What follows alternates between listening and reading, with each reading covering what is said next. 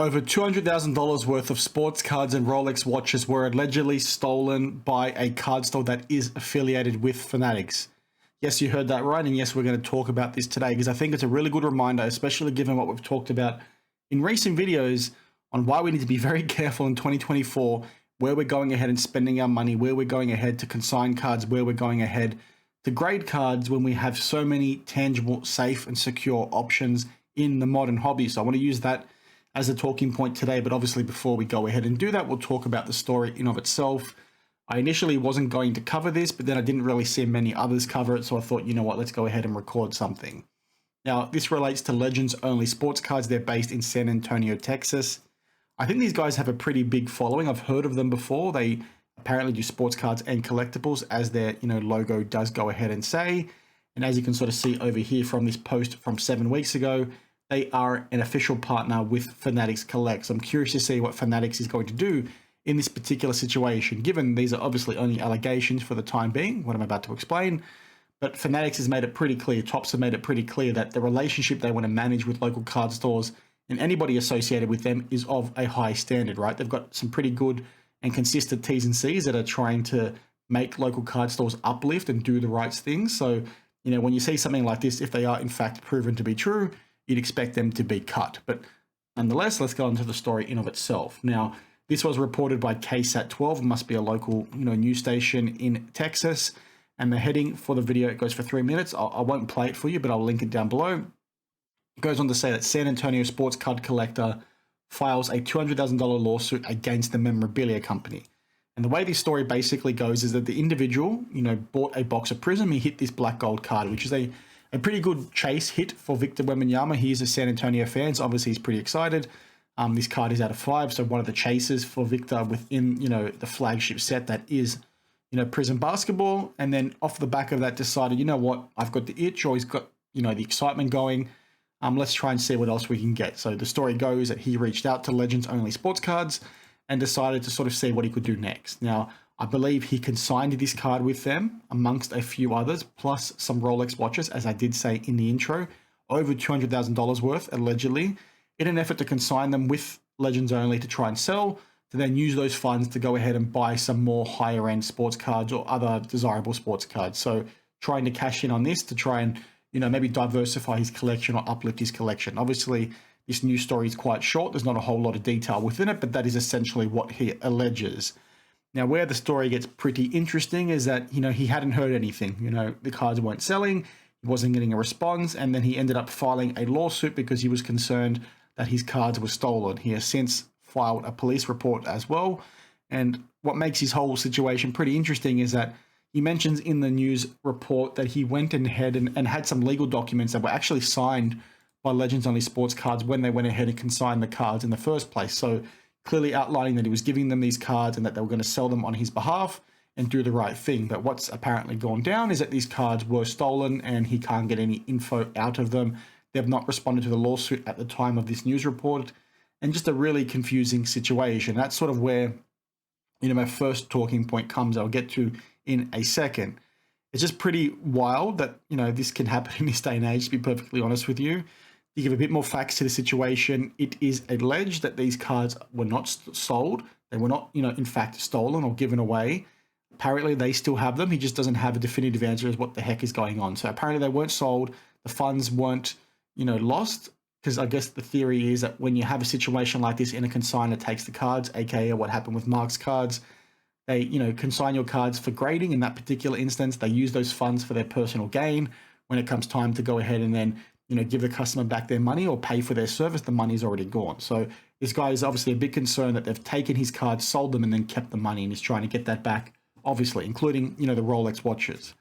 Now, towards the end of the news report, you get a statement from the owner of Legends Only, which is interesting because they are, in fact, with this statement, confirming that the lawsuit is real and confirming that they're looking into the allegations. Now, the statement does say, as you can read, I fully understand the severity of the situation. Again, this is Rashad Aldridge, the owner of Legends Only, and he wants to assure his community that he's working closely with his legal counsel to address the issues raised in the lawsuit.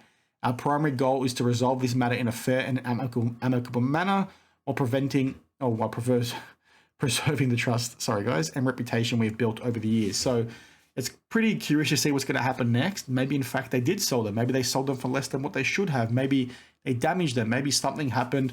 Maybe there's more to this story, and the guy, bringing the lawsuit forward is telling porcupines, telling lies. So we'll obviously have to wait and see what happens next. But the reason why I want to talk about this is not so much the fact this lawsuit is happening, not so much to give some substance to the lawsuit. I'm not sure the court system will come out and figure out what the truth actually is within this story. The thing I want to focus in on, and apologies for rambling, is, it's 2024. Like, why are we going to local card stores to consign, things of that value? We have big brands in this space that have been around for a long time, that have the insurance policies, whose whole bread and butter approach to their work is to deal with these high-end cards, to deal with, six figures like this particular story is. So why do we still have people in 2024 going to a local card store that they maybe know or don't know and think they can, do the right thing? I don't mean to downplay how much good work so many local card stores do. I'm not trying to hate on them. But at the end of the day, when you're a local card store, your primary goal is to, sell cards to people. Sure, you have consignment services for grading and things like that, group submissions.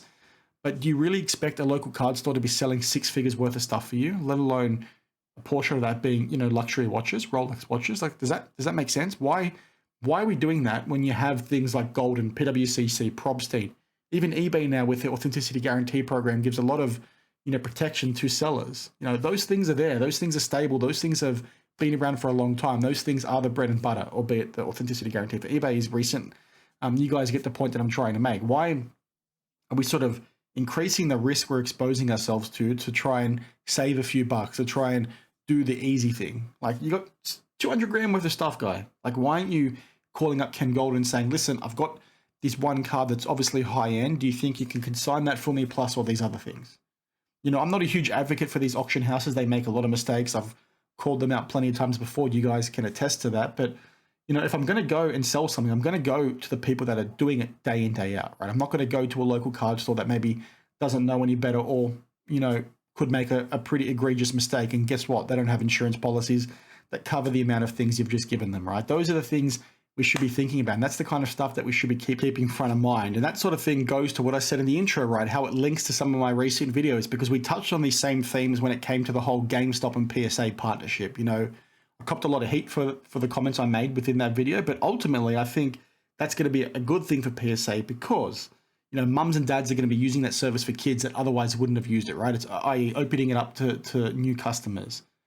The appeal that I saw to that whole situation is maybe GameStop bringing some professionalism to the, group submitting market. And yes, that's a bit tongue in cheek because GameStop are utterly hopeless and they've made so many bloody mistakes. So that should be taken with a grain of salt. But they're a company that's obviously much larger. So when it comes to holding them accountable, PSA is going to have a better job doing that versus some random group submitter like Mark's Cards that, took them for a ride for multiple months and ended up ripping off a stack of customers, right? We need some more professionalism within this space. And when you've got in 2024 so many safe options for you guys to be using, whether it's group submitting yourself, consigning, selling, etc., right? Why aren't we using the ones that actually have built their name off doing those things? And I'm not trying to advocate for these big brands or the good old boy network or anything like that. I'm just trying to, bring some common sense to the situation. Like, ultimately, Legends Only might be a huge brand. Maybe I'm missing the point here. Maybe they've actively sold over $200,000 worth of consignments for people in the past, but, that shouldn't really be holding strong here, right? That doesn't seem like the, sensible approach to be taking.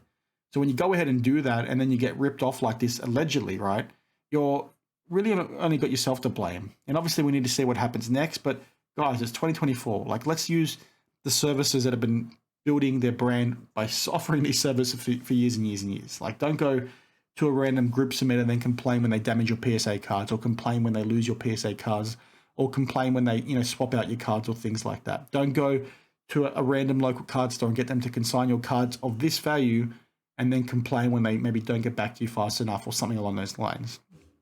I'm not saying don't use group submitters. That's your local card store. We need to be supporting, our local businesses. I'm not saying don't consign your cards with them, but you're talking about 200 grand USD worth of stuff here. This is not, small change. This is big deal stuff, including that Victory Wembanyama, which I would assume is an easy 5-figure card. Maybe I'm wrong, but that's an easy 5-figure card. So you're talking about things of immense value, not little things one-off here and there for your PCs. So anyway, rant over. I think it just makes like, the point of this video is just to have some common sense, guys. Like, be switched on with what it is you're doing. I'm not trying to shit on the hobby. I'm not trying to put the companies down. I'm just saying, let's use some common sense with what it is we're actually doing. So, anyway, that's sort of it for today. Apologies for the rant and the ramble. Let me know your thoughts down below. As always, can you please give this a like and a comment? I've had a few issues with the algorithm again in recent weeks. Based on my analytics, it's saying that my videos aren't being recommended to my subscribers, which I think is really odd. So if you are a subscriber, can you please click the notification bell? It helps me a lot. I'm not forcing you guys to do it. If you don't want to, that's perfectly fine. I'll get along just fine without it. I'm just asking for a favor here. So I'm rambling now. Very awkward. Apologies, guys. I'll see you guys in the next one. Cheers.